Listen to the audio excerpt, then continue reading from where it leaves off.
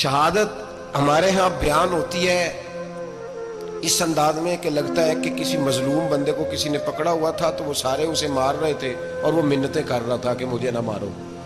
اتنی ہائے ہائے کی جاتی ہے کہ محسوس ہوتا ہے کہ امام علی مقام بڑے پریشان تھے کہ کسی طریقے سے، اور ان کا خاندان بڑا تکلیف میں تھا کہ جلدی کہیں کربلا سے نکل جائے. حالانکہ اس دھرتی پہ، اس کائنات پہ صبر، شجاعت، استقامت اور حوصلہ جس سے کائنات سیکھے گی وہ صرف امام حسین ہی ہے. اتنے بڑے صابر آدمی کے بارے میں اس طرح کا رویہ اختیار کرنا کہ وہ تو گویا اس طرح کر رہے تھے کہ بس کسی طریقے سے میری تو یہ امام حسین کی مظلومیت سنا کے لوگوں کو اس طرح کا کر دیا جاتا ہے. یہ انداز بتایا جاتا ہے کہ شاید واقعہ کربلا رونے دھونے کا نام ہے، حالانکہ بات یہ نہیں ہے. یزید کی لشکر جو امام حسین کے مقابلے میں آیا، امام حسین کے لشکر کی تعداد 72 تھی تو یزید نے 22,000. مجھے بتائیے 72 کا 22,000 سے کو مقابلہ ہوتا ہے؟ عمر بن سعد نے پھر عبید اللہ ابن زیاد کو لکھا کہ 22,000 بندے تھوڑے ہیں، کچھ بندے زیادہ بھیج. تو عمر بن سعد کو عبید اللہ ابن زیاد کہنے لگے کہ تو پاگل تو نہیں ہو گیا، 72 کے لشکر کا 22,000 بھیجا، اور کتنا بھیجوں؟ تو اس نے کہا تمہیں یہ نہیں پتا یہ لوگ کون ہیں؟ یہ مولا علی شیر خدا کی اولاد ہے. ان میں ایک ایک شخص ایسا ہے جو 1,000 کے مقابلے میں لڑنا جانتا ہے. تو یہاں کمزوری دکھائی جاتی ہے. ہمارے بچے سمجھنے لگے ہیں کہ یہ شاید کوئی ایسی داستان ہے، اور اس طرح کا ماحول ٹی وی پہ میں دیکھ رہا تھا، اس طرح کا ماحول بنایا جاتا ہے جیسے کوئی خوف ہے. یعنی واقعہ کربلا کوئی ایسا واقعہ جسے دیکھ کے خوف طاری ہو جائے، بچے راتوں کو ڈریں. وہ اکیلے درخت دکھائے جا رہے ہیں اور تیر دکھائے جا رہے ہیں. او یار، کیا قوم کی تربیت کر رہے ہیں؟ واقعہ کربلا حوصلے کا نام ہے، دلیری کا نام ہے. سنیں بات اصل میں کیا تھی، بڑے ٹھنڈے دماغ سے میری بات کو سمجھیے گا. حضرت مولا علی شیر خدا کے بعد مسلمانوں کے متفقہ امیر بنے تھے حضرت امیر معاویہ. انہیں امیر کس نے بنایا تھا؟ امام حسن نے، حضرت علی کے بڑے صاحبزادے. حضرت امام حسن نے ان سے صلح کی، انہیں خلافت دی، اور صحیح بخاری میں نبی پاک نے فرمایا تھا میرا بیٹا حسن سردار ہے، جب مسلمانوں کی جماعتوں میں لہو بہ جائے گا تو حسن ان کی صلح کرا دے گا. وہ صلح امام حسن نے کرائی، جناب امیر معاویہ امیر بن گئے. حضرت امیر معاویہ رضی اللہ تعالیٰ عنہ بڑا پیار کرتے تھے نبی پاک سے، بڑا احترام کرتے تھے حضور کے خاندان کا. ان کی جو اجتہادی خطائیں ہیں وہ اپنی جگہ پہ موجود ہیں. چونکہ امام حسن نے ان سے صلح کر لی، لہذا ہم بھی ان کے بارے میں کوئی جملہ کہنے کے مجاز، ہماری مجبوری امام حسن ہے. اس لیے کہ جسے امام حسن صحیح کہے پھر امام حسن کے ماننے والے کو اسے غلط نہیں کہنا چاہیے. حضرت امیر معاویہ رضی اللہ تعالیٰ عنہ کا جب وصال ہوا تو حضرت امام حسن پہلے ہی ان سے وصال کر گئے، آپ کو زہر دے دیا گیا، آپ شہید ہو گئے. امام حسین موجود تھے. تو یزید کے بارے میں لوگوں نے کہا جناب امیر معاویہ سے کہ یہ ٹھیک ہے، مناسب ہے، اور بہادر ہے، دلیر ہے، وہ جو ہوتے ہیں نا خوش آمدید ٹولہ. تو حضرت امیر معاویہ کے گرد بھی کچھ ایسے لوگ تھے، انہوں نے آپ سے کہا کہ یزید کو نامزد کر دیں. تو آپ نے یزید کو بلایا، حوالہ مجھ سے دیکھ لیجئے گا. بلا کے فرمایا کہ 3 بندوں کے سامنے اپنی خلافت پیش کرنا، اگر وہ تجھے مان جائیں تو امیر بن جانا، نہ مانے تو چپ کر کے گھر بیٹھ جانا. وہ 3 بندے کون ہیں؟ جناب عبداللہ ابن عباس، حضرت عبداللہ بن زبیر، اور امام حسین رضی اللہ تعالیٰ. یہ وصیت فرمائی جناب امیر معاویہ. حضرت امام حسین کی وہ شخصیت تھی کہ مشکات میں حدیث ہے، نبی پاک صلی اللہ تعالیٰ علیہ وسلم کی چچی جناب ام فضل صبح صبح گھبرائی حضور کی بارگاہ میں آئیں، عرض کی یا رسول اللہ صلی اللہ علیہ وسلم آج میں نے عجیب خواب دیکھا ہے، میں ڈر گئی ہوں. حضور نے فرمایا چچی کیا دیکھا؟ عرض کی حضور میں نے دیکھا ہے کہ آپ کے وجود کا گوشت کا ایک ٹکڑا کٹ کے میری جھولی میں آ گیا ہے. حضور یہ کیا ہے؟ تو محبوب خواب سن کے مسکرائے، فرمایا چچی یہ پریشانی والا خواب نہیں، یہ تو خوشی والا خواب ہے. اللہ فاطمہ کو بیٹا عطا کرے گا اور وہ تیری گود میں کھیلا کرے گا. چونکہ وہ میرے وجود کا ٹکڑا ہوگا لہذا خواب تجھے یہ آئی ہے. تو امام حسین پیدا ہوئے، امام حسن کی عمر ابھی 11 مہینے تھی. تو نبی پاک نے امام حسین کو جناب ام فضل اپنی چچی کی گود میں دے دیا کہ فاطمہ کے لیے دونوں بچے سنبھالنا مشکل ہوگا. وہ خواب اس طرح پوری ہوئی. امام حسین سے حضور نے بڑا پیار کیا، بڑی محبت فرمائی نبی پاک سے. کچھ حدیثیں میں نے جمعے میں عرض کی تھیں. حضرت ابو ہریرہ رضی اللہ تعالیٰ عنہ کہتے ہیں یہ واحد بچہ تھا حضور کے گھرانے کا کہ میں نے دیکھا کہ نبی پاک صلی اللہ علیہ وسلم بیٹھے تھے تو یہ حضور سے کہہ رہے ہیں، نبی پاک سے، کہ نانا جی اٹھ کے کھڑے ہو. کہتے ہیں حضور کھڑے ہو گئے تو کہنے لگے میں نے آپ کے برابر جانا ہے. بچے جو مرضی ضد کر لیتے ہیں نا. قد چھوٹا تھا, عمر 7.5 سال تھی. کہنے لگے نانا میں نے برابر جانا ہے. تو نبی پاک صلی اللہ علیہ وسلم نے ہاتھ پکڑ لیے, فرمایا چل پھر ہو جا برابر.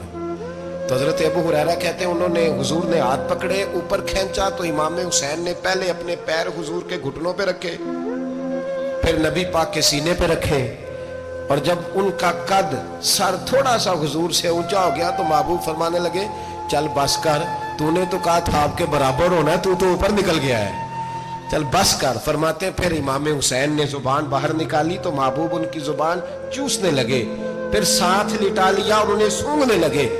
تو میں نے عرض کی حضور آپ حسین کو سونگتے کیوں ہیں؟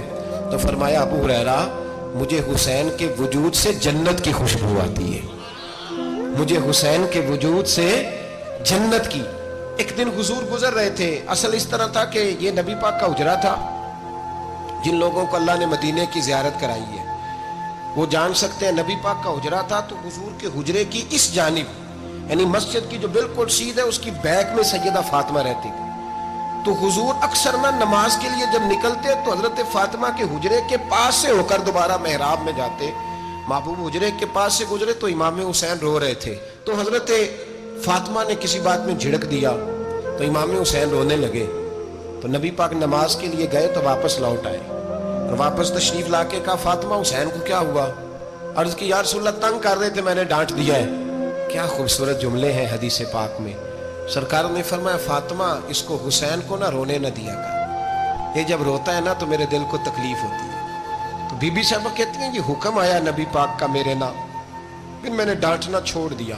یہ ان کے فضائل تھے کم, ان کی تربیت خود نبی پاک نے فرمائی, خود ڈیوٹی. میں کسی منطق کا فلسفہ میں اب تو اللہ تعالیٰ معاف کرے, پہلے ہم لوگوں کو کہتے تھے فلانی مجلس میں نہ جانا فلانی, اب تو مصیبت بن گئی ہے, جانے کی ضرورت نہیں, ہر شے موبائل میں آ گئی.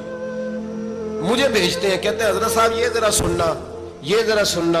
کل کراچی سے کچھ مہمان آ گئے اور بچوں نے وہ کلپ سنبھال کے یہ مولوی دیکھو کیا کہتا ہے. اب آیتیں پڑھی جا رہی ہیں قرآن پاک کی, اتنا ٹکڑا یہاں سے لیتے ہیں, اتنا ٹکڑا یہاں سے لیتے ہیں, اور ملا کے پتہ نہیں کون سا مکسچر بنا رہے ہیں. کسی آیت کا ترجمہ نہیں, کوئی واضح حدیث نہیں. ایسے ہوا ہوگا پھر اس کو اس سے جوڑ لیں تو کیا بنتا ہے, اتنی جمع کر لیں. یہ کون سا دین ہے جو توڑ مروڑ کے بیان کر رہے ہیں؟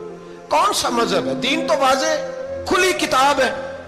اب ہمارا یہ شوق ہے, ہم ہر تماشا دیکھنا چاہتے ہیں, ہم اپنے لوگوں کی قدر نہیں کرتے اور بڑی بڑی دور جا کے ہم غلط معاملات میں جاتے ہیں, پھر ذہن ہمارے شکوک کا شکار ہوتے ہیں. ہمیں سمجھنا چاہیے کوئی ایسی کسی دلیل کی ضرورت نہیں ہے.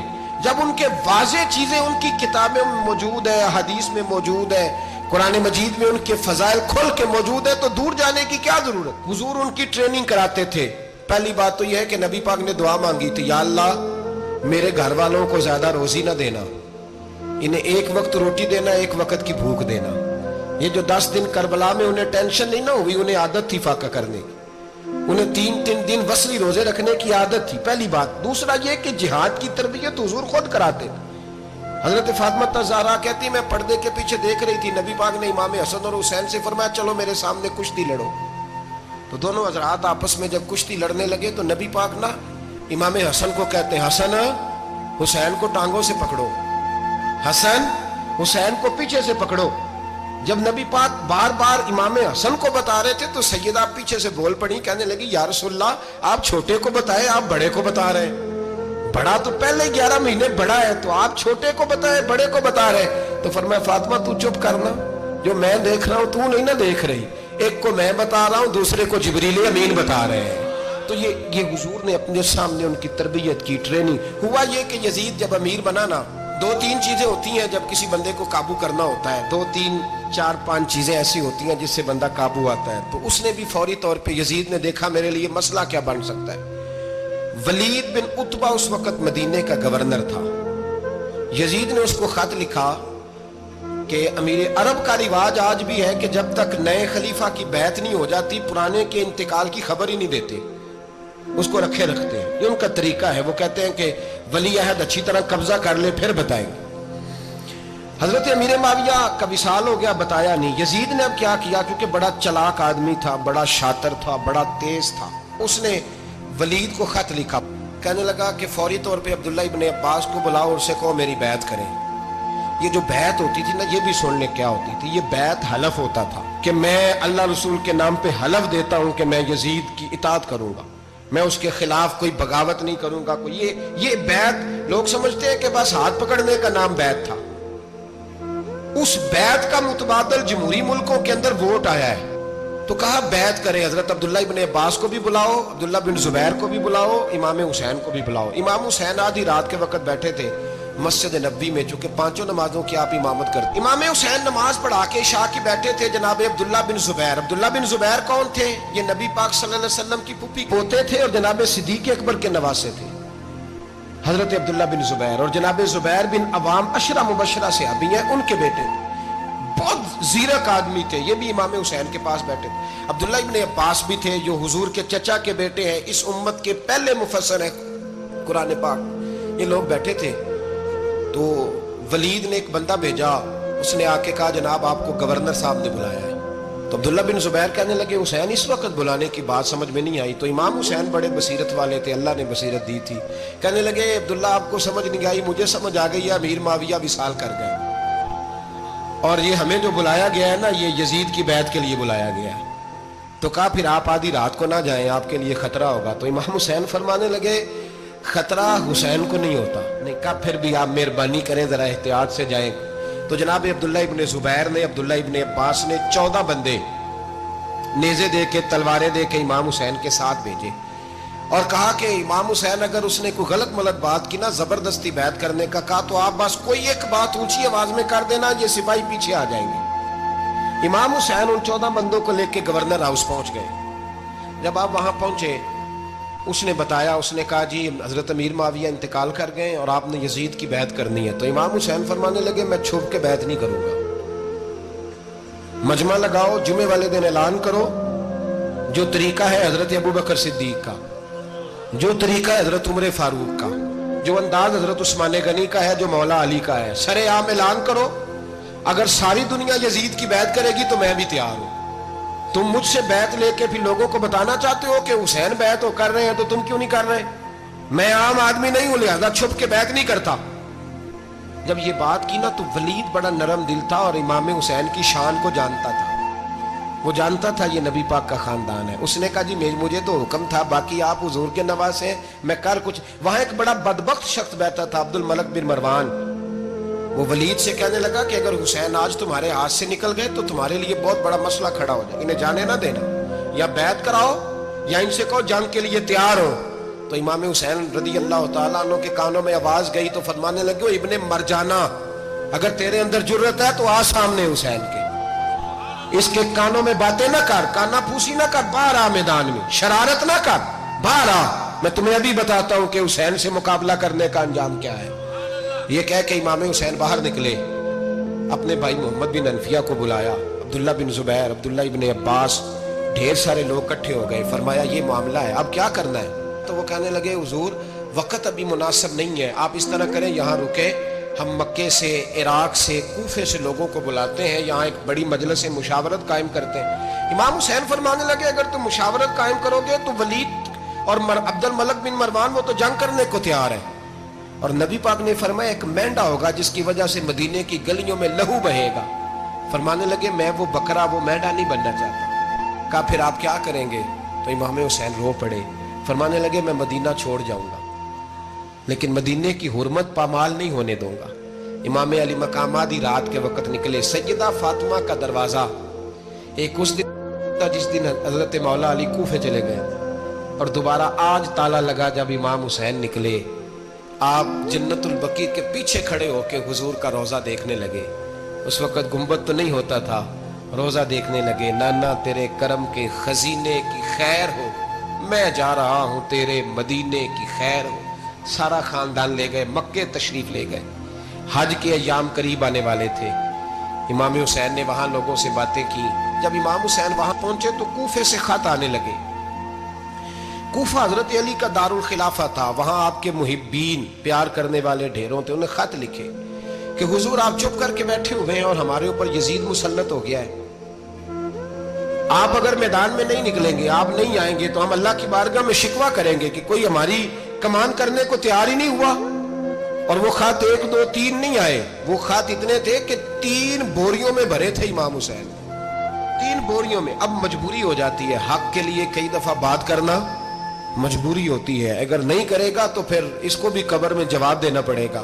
इमाम अली मकाम रदी अल्लाह ताला अन्हो ने मक्के में अब लोगों को जमा किया मशवरे के लिए। हर बंदे ने कहा हुजूर वो बुला तो रहे हैं पर अपने वादों के पक्के। कहा हुजूर वो पक्के नहीं, आप ना जाए। हर बंदे ने कहा हालात ठीक नहीं, हालात ग्राउंड रियलिटी सही नहीं। यही मशवरा आज भी हर बंदा देता है, अभी हालात नहीं। इतने खराब हालात कभी नहीं हुए थे जितने इमाम हुसैन के दौर में थे। लेकिन फरमाया मैं दीन के खिलाफ गलत हुक्मरान को मुसल्लत होने की इजाजत, बोल के बताइए, बोल के, गलत हुक्मरान को मुसल्लत होने की इजाजत, मुज़ाहमत करूंगा, मुखालफत करूंगा। इमाम कहने लगे कोई बात नहीं, वो मेरे साथ चले ना चले लेकिन मैं कूफे जाऊंगा। वो लोग मेरे साथ खड़ा होने को तैयार है तो वो झूठ है या सच है, पर मैं चलूंगा। जब इमाम अली मकाम ने इसरार फरमाया तो जो आपके करीबी सहाबा किराम की औलादें थी सारी, ये भी अब बीमारी है। कुछ लोग कहते हैं जी सहाबा नहीं साथ चले, तो मैं कहता हूँ अहले बैत नबुव्वत के तो कुल अफराद 21 थे, तो 72 में बाकी औलादें किसकी थी? वो सारी सहाबा की औलादें थी, वो सारे। पता नहीं क्यों इस तरह का फलसफा बयान किया जाता है जिसमें हालात खराब हो। हजरत सैयदना इमाम अली मकाम को जब बहुत ज्यादा कहा गया ना, तो इमाम हुसैन रदी अल्लाह ताला उन्होंने फरमाया चलो मैं एक काम करता हूँ, मुस्लिम बिन अकील को भेजता हूँ। हजरत अली के भतीजे हैं, इमाम हुसैन रदी अल्लाह ताला अन्हो के चचा के बेटे हैं, हजरत अकील के साहिबजादे मुस्लिम बिन अकील। बड़े समझदार आदमी थे, मामला फहम थे, बड़े जर्री थे। इतना जबरदस्त मशवरा कम लोग देते हैं जितना हजरत मुस्लिम बिन अकील देते थे। उनको भेजा गया कूफे। अब उसमें बड़ी तफसील है, वो अपने 2 बच्चे भी ले गए। जब वो कूफे पहुंचे ना, तो कूफे पर जनाब नुमान बिन बशीर की हुकूमत थी, आप गवर्नर थे और अहले बैत से बड़ी अकीदत रखने वाले, नरम रवैया। उबैदुल्लाह इब्ने ज़ियाद कूफे का गवर्नर नहीं था, ये किसी और इलाके का था। जब आप वहां पहुंचे तो नुमान बिन बशीर ने देखा कि हजरत मुस्लिम बिन अकील आए हैं, तो लोग दौड़े उनकी बैत करने, भागे। इतने लोग जमा हुए कि एक दिन में 17,000 आदमी ने बैत कर ली। कितने बंदे जी? 17,000 आदमी एक दिन आए। अब वो जो इमाम मुस्लिम बिन अकील के वहां नारे लगाने वाले थे, कहने लगे हुजूर ये पहले दिन की कारकर्दगी है, 2-4 दिन में देखिए क्या होता है। 2-4 दिन में क्या हुआ? 40,000 आदमी ने बैत कर ली। अब वो 40,000 बंदा तैयार हो गया। इधर से जो यजीद के वफादार थे उन्होंने खत लिखा यजीद को कि तूने बड़ा नरम आदमी गवर्नर बनाया है और 40,000 बंदा चला गया हुसैन की तरफ। अगर एक दिन मुस्लिम बिन अकील और रहे तो जो तुम्हारा गवर्नर बैठे हैं ना जनाब नुमान बिन बशीर, उनको गवर्नर हाउस से निकाल के मुस्लिम बिन अकील कब्जा कर लेंगे। तू चुप करके बैठा है। यजीद बड़ा तेज था, उसने एक आदमी घोड़े पे दौड़ाया। उबैदुल्लाह इब्ने ज़ियाद एक और इलाके का गवर्नर था, पर बड़ा जालिम सा बदमाश था, बड़ा सख्त गिर आदमी था। उसको कहा कि तू पहले एक सूबे का गवर्नर है, जा तुझे दूसरा सूबा भी दिया। इस तरह कार फौरी तौर पे कूफे पहुंच और जाके मुस्लिम बिन अकील को गिरफ्तार कर, जो आदमी उनका साथ फिर भी दे उसे कत्ल कर दे। उसने क्या किया, वो आधी रात को आया, मुंह छुपाया, जुब्बा पहना, लोग समझे इमाम हुसैन आ गए। बहुत सारे लोगों ने उसके नारे भी लगाए। वो चुपके से दाखिल हुआ अंदर और चुपके से दाखिल होकर उसने सबसे पहला काम यह किया कि नुमान बिन बशीर रदी अल्लाह अन्हु को माजूल किया, कूफे के गवर्नर हाउस पे कब्जा किया।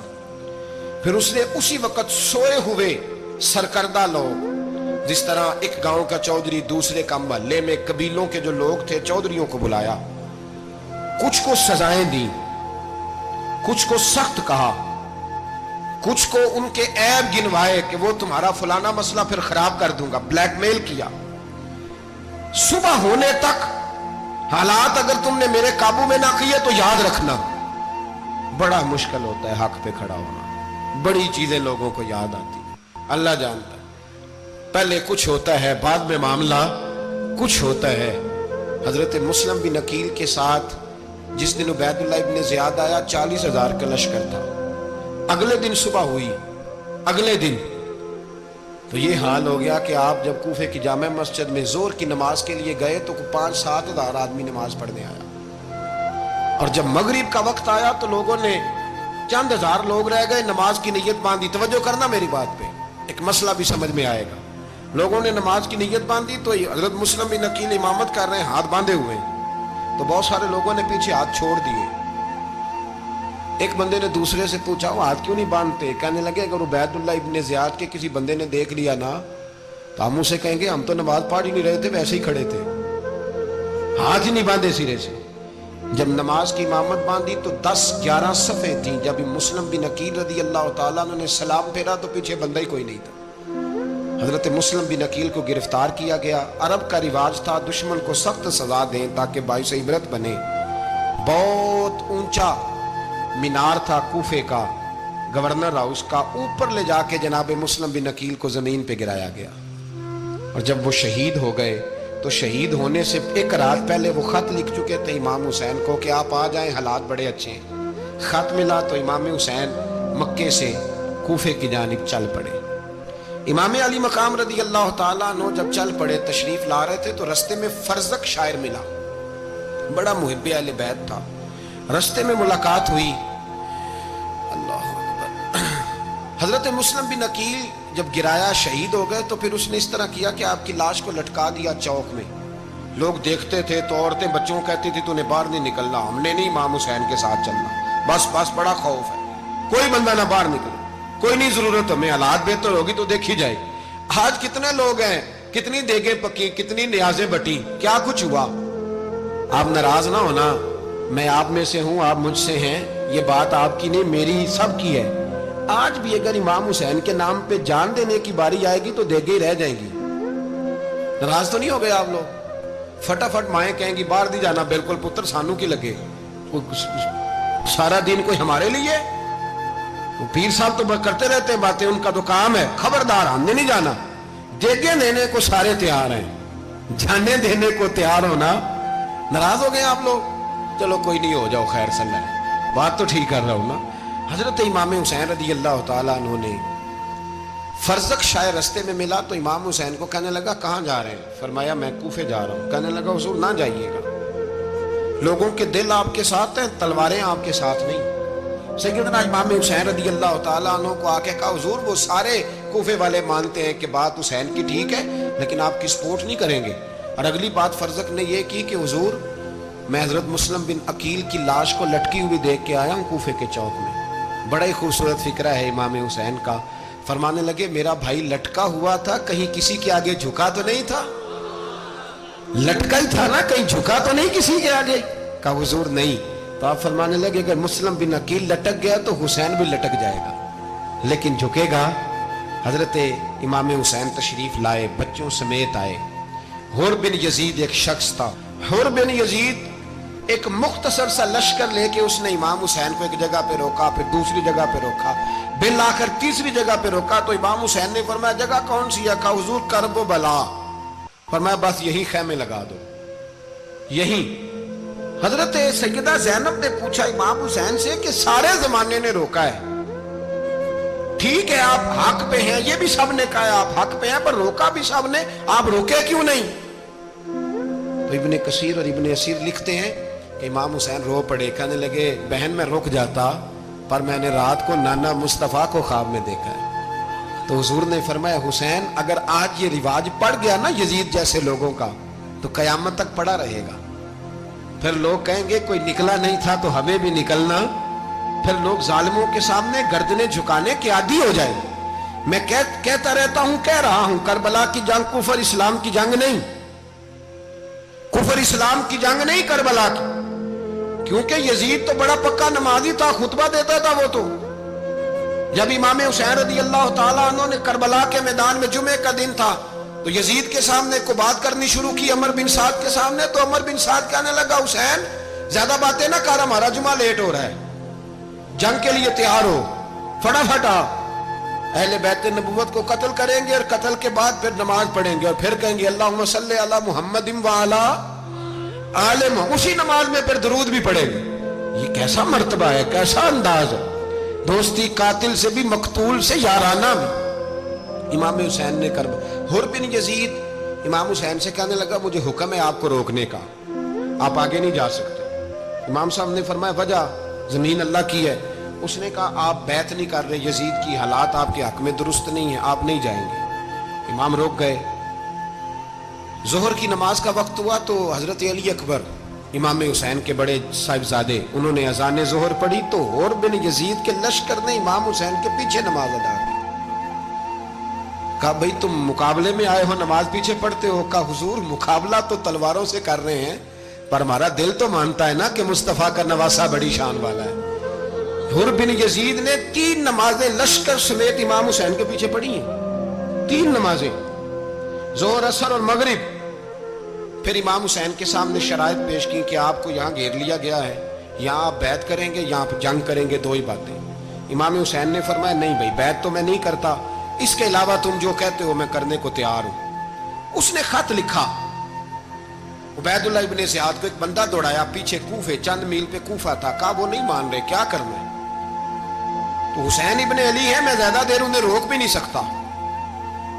انہوں نے پیغام دیا حور بن یزید کو کہ کرنا کچھ بھی نہیں, ان کا پانی بند کر دو, بلیک میل کرو, کھانا پانی نہیں ملے گا, چھوٹے چھوٹے بچے ہیں, خود ہی مان جائیں گے. حضرت امام علی مقام کے بارے میں حور کے پاس جب یہ پیغام آیا تو حور کہنے لگا میری طبیعت نہیں مانتی حسین پر پانی بند کروں, دل نہیں مانتا. جب یہ لفظ کہے نا دوبارہ تو پھر عبید اللہ ابن زیاد نے عمر بن سعد کو 10,000 آدمی دے کے بھیجا. کہا حور بن یزید لچک دکھا رہا ہے حسین کے حق میں. ایک رے کا علاقہ تھا, بڑی وہاں فصل ہوتی تھی, لوگ کوشش کرتے تھے وہاں کا گورنر بننے کی, کوشش کرتے تھے. تو عبید اللہ ابن زیاد کہنے لگا تمہیں رے کی گورنری ملے گی, سب سے سرسبز و شاداب علاقہ, تمہیں وہاں کا گورنر بنایا جائے گا اگر حسین کے خلاف لڑو گے. یہ اتنی زبردست ہوتی ہیں گورنریاں کہ گورنریوں کے لیے لوگ نسل رسول کے خلاف بھی نکل آتے ہیں. یہ اتنی تگڑی ہوتی ہیں, اتنی جلدی وفاداریاں بدلتی ہیں. وقت اتنا نہیں کہ میں مزید تفصیل میں جاؤں. امام حسین کو روک لیا گیا, عمر بن سعد نے روک لیا. 1 محرم کو امام آئے, 7 محرم تا روکا گیا, 7 محرم کو پانی بند کر دیا. جانور پانی پیتے تھے, گھوڑے پیتے تھے, کتے پیتے تھے, لیکن مصطفیٰ کے گھرانے کو پانی پینے کی اجازت. 3 دن تک پانی بند رہا. 9 محرم کو عمر بن سعد نے اور لوگ بلائے. شمر ایک بڑا سخت آدمی تھا, سنگ دل بدبخت, جس نے حضرت علی اصغر کے گلے پر تیر مارا تھا, وہ اور لشکر لے کے آیا. رات کو کہنے لگا امام حسین رضی اللہ تعالیٰ عنہ سے کہ بس بڑا ہو گیا, یہ 9-10 محرم کی درمیانی رات, یہاں آپ جنگ کریں گے یا آپ بیعت کریں گے, 2 ہی باتیں. امام حسین اندر گئے, سیدہ زینب سے مشورہ کیا, باہر آئے, فرمایا بات وہی ہے جو پہلے دن والی ہے. امام حسین رضی اللہ تعالیٰ عنہ نے فرمایا بھئی بیعت تو میں نہیں کرتا, باقی جو تمہارا پروگرام ہے. شمر اور ابن سعد کہنے لگے پھر جنگ کے لیے تیار ہو جائیں. کیا انداز ہے امام حسین کا. فرمانے لگے کل جنگ کروں گا, مجھے پتا تو ہے جنگ کا نتیجہ کیا نکلنا ہے, 1 رات مجھے دے دو تاکہ میں کھل کے اپنے رب کی عبادت تو کر لوں. حسین نے جانا ہے, مجھے پتا ہے کل رزلٹ 72 اور 22,000 کا کیا 1 رات مجھے دو, میں مالک سے راز نیاز تو کروں. میں گویا اس سے پوچھوں تو صحیح کہ مالک میرے والد بھی شہید ہیں, بھائی بھی شہید ہیں, نانا کو بھی دکھوں میں دیکھا ہے, تو اب میری باری ہے تو مالک میں حاضر ہوں, مجھے موقع تو دو. اس لیے کہ میرے نانا نے بدر میں بھی ساری رات عبادت کی تھی, صبح مجھے موقع دو. اور دنیا کا اصول ہے جب کوئی موقع مانگتا ہے تو دیا جاتا ہے.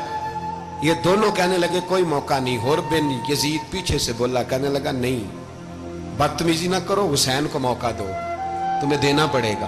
موقع دیا. حور بن یزید نے پھر منت کی, کہا حضور آپ مہربانی کرے مان جائیں. فرمایا ماننے والا کھاتا کوئی نہیں. یہ بڑا مشکل کام ہے بھائی. ضمیر کا سودا اب تو عام ہو گیا, بازار لگتے ہیں, ریٹ لگتے ہیں, اپنی اپنی چاہتوں پہ لوگوں نے اپنے اپنے انداز سجائے ہوئے. کوئی آدمی بس اچھے طریقے سے نام لے لے تو بس ہم اس کے پیچھے چل جاتے ہیں. اب تو عام ہو گیا یہ معاملہ. امام حسین نے فرمایا ہو ہی نہیں سکتا, ممکن ہی نہیں ہے. ساری رات عبادت میں گزری, ریاضت میں گزری. تہجد کا وقت ہوا تو گھر والوں کو بلایا, فرمایا دیکھنا تمہاری سی کی آواز نہ باہر آئے, خبردار سی کی آواز نہ آئے. اور امام زین العابدین سے فرمایا تو بیمار ہے, تو جہاد نہیں کرے گا, لیکن خیال رکھنا پیچھے. اور بڑی قیمتی بات بتا رہا ہوں, ہماری بیویاں کسی کے گھر میت ہو جائے تو 4 دن بخار نہیں اترتا, امام علی مقام نے سیدہ زینب سے فرمایا تو بڑی ہے میری بہن ہے، پیچھے سارے بچے ہیں جوان ہیں، ان کے حوصلے تیری ذمہ داری ہے۔ صبح جنگ کا طبل بجنے لگا، فجر کی نماز پڑھی، سورج چڑھا، 10 محرم کا دن جمعے کا وقت، جناب سیدنا امام حسین رضی اللہ تعالیٰ عنہ نے ریت پر سجدے کیے، لمبے سجدے، لمبی نماز، سورۃ الشمس کی آیات دوسری رکعت میں پڑھی تو سارا کربلا گونجنے لگا۔ کیا انداز تکلم تھا امام علی مقام کا۔ نماز مکمل ہوئی تو حور بن یزید، عمر بن سعد اور شیمر سے کہنے لگے واقعی حسین سے لڑو گے؟ پتہ نہیں کون ہے۔ قل لا اسألکم علیہ اجرا، تم نے نہیں پڑھا؟ الا المودۃ فی القربى، تمہاری آنکھیں بند ہیں۔ الحسن والحسین سید شباب اہل جنہ، تمہیں نہیں پتا؟ کہنے لگا چپ کر، حکومت نظر آ رہی ہے۔ اور بن یزید کہنے لگے پھر میرا بھی فیصلہ سنو، مجھے حکومت نہیں چاہیے، مجھے جنت چاہیے۔ حکومت نہیں چاہیے۔ امام حسین کی پہلی فتح دیکھیں، اور بن یزید ایڑی لگا کے نا یزید کے لشکر سے نکل کے امام حسین کے لشکر میں شامل ہو گئے، اور پہلا شخص جس نے امام حسین کو روکا، امام حسین کے نام پر پہلا سر بھی اسی شخص نے کٹایا ہے۔ لیکن یزید کی قبر پہ لعنت بھی کوئی نہیں برساتا، اس کا محل تھا بہت بڑا، لیکن جب لوگ کربلا میں امام حسین کو سلام کرنے جاتے ہیں تو قدموں میں حور بن یزید کا مزار بھی بنا ہوا ہے، اس کو بھی سلامی دی جاتی ہے۔ اور اب ہم اکیلا حور بن یزید نہیں کہتے، ہم کہتے ہیں حور بن یزید رضی اللہ تعالی۔ اب ہم اتنی تعظیم کرتے ہیں اس حور کی۔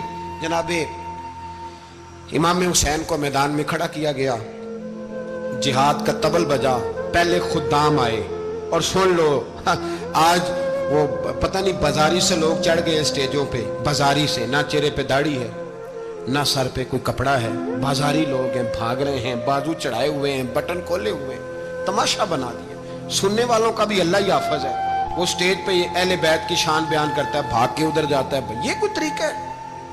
سننے والوں کا بھی عجیب انداز ہے، ہر بندے کو سننے بیٹھ جاتے ہیں۔ دین مہذب ہے، تہذیب والا ہے، دلائل رکھتا ہے، دین وقار رکھتا ہے، ایسے لوگ اب دین بیان کریں گے؟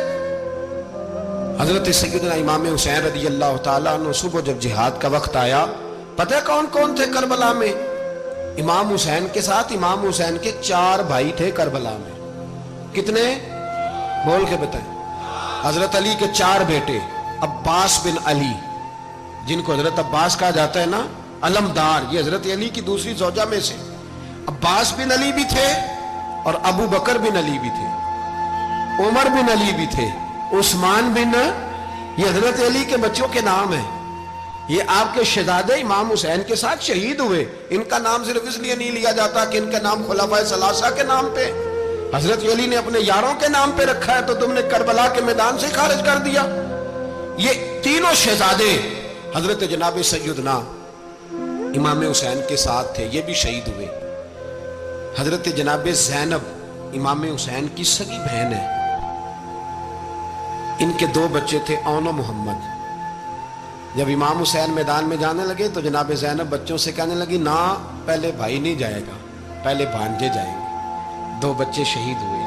حضرت قاسم بن حسن امام حسن کے بیٹے تھے، وہ جب میدان میں جانے لگے تو امام حسین نے کہا نہیں بھائی تو نہیں جائے گا، تو میرے بھائی کی نشانی ہے، میں جاؤں گا۔ تو حضرت قاسم بن حسن نے ایک تعویذ کھول کے دیا کہ ابا جی میرے والد نے کہا تھا جب بڑی مشکل آ جائے تو تعویذ کھول کے دیکھنا، تو آج بڑی مشکل آئی ہے تو میں نے تعویذ کھولا ہے، تو یہ دیکھیں کیا لکھا ہے، یہ تو رکا ہے، تعویذ ہے ہی نہیں۔ جب کھول کے دیکھا تو اس پہ لکھا تھا قاسم اگر حسین پہ کوئی کڑا وقت آ جائے تو بیٹھ کے آگے آگے رہنا، اگر کڑا وقت میرے بھائی پہ کبھی آ جائے نا، دیکھنا اس کے آگے آگے چلنا، اسے حسن کی کمی نہ محسوس ہو، پائیاں جہاں ساکھ نہیں کوئی جے وچ خار نہ ہوئے۔ سیدنا امام حسین پہلی دفعہ کربلا میں اس وقت روئے جب یہ رکا، آپ نے دیکھا تو فرمایا ٹھیک ہے، اگر حسن کی یہ وصیت ہے تو میں نے زندگی میں اگر ان کی ہر بات مانی ہے اب بھی مانوں گا، تمہیں اجازت ہے۔ جناب قاسم بن حسن 16 سال کا جوان جب میدان میں نکلے تو ہائے ہائے پتہ نہیں کہاں سے آ گئی ہے۔ امام قاسم بن حسن جب میدان میں نکلے تو تبری سے لے کر علامہ ابو الاسناد صاحب سب کو پڑھ کے تو دیکھو، 3 دن کی پیاس ہے، शदीद आजमाइश है, दुख है, तकलीफें हैं, फिर भी पहली दफा जब मैदान में गए हैं, वापस आए हैं, 19 लोगों को कत्ल करके वापस आए। सुनाओ किस्सा खैबर को, तमामी अपने बच्चों को। अली की दास्तां सुन के दिलों से डर निकलता है। अली की दास्तां सुन के दिलों से, ये जो बच्चे डर रहे हैं ना, वो चिमगादड़ आ गई, काकरोच आ गया, ये खौफ निकल जाएगा अगर हजरत कासिम बिन हसन की बात सुनेंगे। दर्जनों लोग आपने कत्ल किए। एक दफा आए, कहा चाचा यजीद का लश्कर तो बड़ा ही बुज़दिल है, अगर चंद कतरे पानी मेरे हलक से गुजरे तो मैं सारे काट के ले आऊंगा आपके पास, चंद कतरे। लेकिन थोड़ी देर गुजरी, अमर बिन साद कहने लगा अकेले अकेले जाओगे तो अली का पोता है, ये सबको मार देगा, इकट्ठे जाओ। चारों जानब से तीर बरसे, एक तीर लगा आके गर्दन के पीछे, बस जनाबे सैयदना कासिम बिन हसन घोड़े से नीचे गिरे। तो जनाबे ज़ैनब हौसला करके आंसू समेट के कहने लगी मैं देख रही हूँ पर्दे के पीछे से हुसैन मेरे भाई का बेटा गिर गया है, जा उसे उठा के ला। हजरत इमाम हुसैन उनको उठा के लाए। तो इमाम हुसैन ने सीने से लगाया हुआ था तो उनके पैर, उनका कद लगता था इमाम हुसैन से ज़्यादा है। उठा के लाया, लिटा दिया गया। इमाम हुसैन के अपने बड़े बेटे मैदान में निकलने को, अली अकबर नाम है, जब जिन लोगों ने हुजूर को नहीं देखा था, वो जब कहते ना हमने नबी पाक का दीदार नहीं किया तो बताओ किस तरह के थे, तो बताया जाता था कि जनाब अली अकबर का दीदार करो, हम शबीह मुस्तफ़ा। और जब वो गलियों में निकलते थे तो औरतें छतों पे चढ़ जाती। जनाब अली अकबर रदी अल्लाह ताला अन्हु तलवार लेकर मैदान में निकले, जवान बेटे देने बड़े मुश्किल। ओ यारो रट्टा क्या है ये तो बताओ, कि जालिम आदमी हुक्मरान, यार ये रट्टा है, एक जालिम का रास्ता रोकना है, इस रट्टे के लिए हम शबीह मुस्तफ़ा जनाब सैयदना इमाम अली अकबर मैदान में निकले, बड़े लोग मारे, बड़े। फिर एक तीर उनके भी गले में लगा, और जब वो गिरे ना जमीन पे तो हजरत इमाम हुसैन दौड़ के आए, दौड़ के, और जब तशरीफ लाए तो उनके गले से तीर खींचा। तो एक जुमला लिखा है साहिब तबरी ने, उसने हद कर दी। कहने लगे तीर खींचा तो इमाम हुसैन की आंखों में आंसू आए। कहने लगे काश जनाब इब्राहिम आज मेरे सामने होते तो मैं उन्हें कहता कि आपने तो बेटा ज़िबा करते वक्त आंखों पे पट्टी बांधी थी, देखो मैं खुली आंखों से बच्चे ज़िबा करना, खुली आंखों। काश जनाब इब्राहिम खलील होते तो उन्हें कहता। जनाब अली अकबर भी शहीद हुए। हजरत अली असगर को तो अचानक उठाया था इमाम हुसैन, बाहर निकले तो गर्दन पे तीर लगा तो 6 महीने का बच्चा वो भी शहीद हुआ। खून उछाला आसमान की तरफ तो कहा मौला देख ले, मैंने 6 महीने वाला भी नहीं बचाया, वो भी दे दिया है।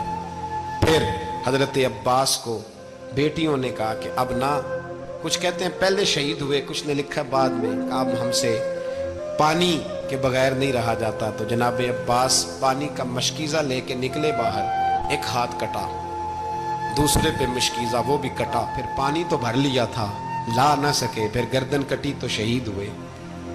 बच्चों की भी शहादत हुई, पर जब उनका लाशा उठाया तो इमाम हुसैन कहने लगे मौला अब ना हुसैन की कमर कमज़ोर हो गई है, अब कमज़ोर हो। और भाई एक मैयत हो जाए तो 4-5 दिन तो पूरी आंखें नहीं खुलती, कैसा जर्री खानदान है।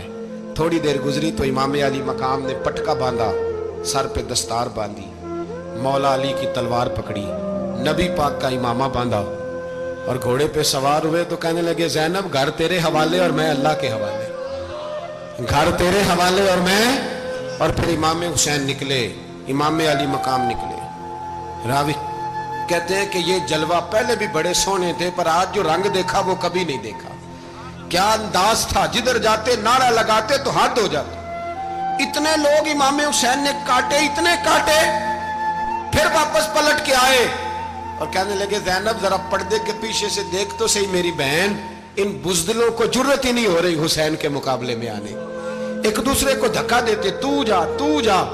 फिर इकट्ठे वार हुए। ये कौन है कटा हुआ, लिबास है फटा हुआ, ये बिल यकीन हुसैन है, नबी का नूर ऐन है। फिर चारों जानिब से तीर बरसे। तो इमाम अली मकाम चूंकि नमाज का वक्त हो गया था, उतरे घोड़े से, खून बह रहा था, गर्म तरीन रेत से तयम्मुम किया, सर सजदे में रखा, और जब शिमर आपकी गर्दन काटने लगा तो कहने लगे ठहर जा जरा, रब से एक बात कर लेने दे। और फिर बोले इमाम हुसैन, कहने लगे मालिक तू अब बता कि हुसैन से राजी है कि नाराज है, तू बता। तो फिर एक आवाज आई, या अय्यतुहन नफ्स मुतमइन्ना इरजिई इला रब्बिकी रादियतम मर्दिया। फरमाया नफ्स मुतमइन्ना वापस आ जा, तू अल्लाह से राजी है, अल्लाह तुझसे राजी है। इमाम हुसैन वहां शहीद हो गए। अब ये काफिला इमाम हुसैन का सर काट, जरा देखना गौर करना, सर काट के नेज़े पे रखा है, जिस्म करबला में पड़ा है। औरतों को घोड़ों पे बिठा के ले जाया गया यजीद के दरबार में। यजीद, पहले उबैदुल्लाह इब्ने ज़ियाद ने बदतमीजी की, फिर यजीद ने की। सऊदी अरब का एक मौलवी बोल रहा था, सऊदी अरब का, उनसे भी बड़ा इश्क है, जिसने तकरीर सुननी हो मेरे पास है। हमें लोग मशवरे देते हैं कि जो यजीद को अच्छा कहे और हुसैन को बागी कहे उसको हम इमाम मान लें। उस बेशरम बेहया को जो नबी पाक के घराने के बारे में बके उसे इमाम। सऊदी अरब में मस्जिद नबी में दर्स देने वाला जिसने तकरीर सुननी हो मेरे पास है। वो कहता है यजीद तो बड़ा अच्छा आदमी था, उसने तो बड़ी खिदमत की, तो मैंने उसे कहा रिश्तेदारी कर लिया यजीद के साथ, करीब हो जा। शर्म नहीं आती? आज भी नबी पाक का दिल दुखाते हो, हया नहीं आती, ख्याल नहीं आता?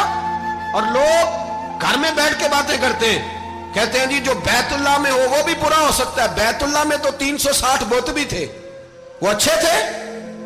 मदीने में तो 360 मुनाफिक भी रहे, पूरी सूरह मुनाफिकून नाज़िल हुई, वो अच्छे थे।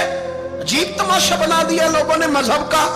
वो आज बकरा है, आज मेरे पास वीडियो आई है, कहता है यजीद ने तो बड़ी खिदमत, तो उबैदुल्लाह इब्ने ज़ियाद ने कत्ल किया। बेशर्मो, अगर उबैदुल्लाह इब्ने ज़ियाद ने भी कत्ल किया था तो हुकूमत किसकी थी? बोले, बोल के बताएं।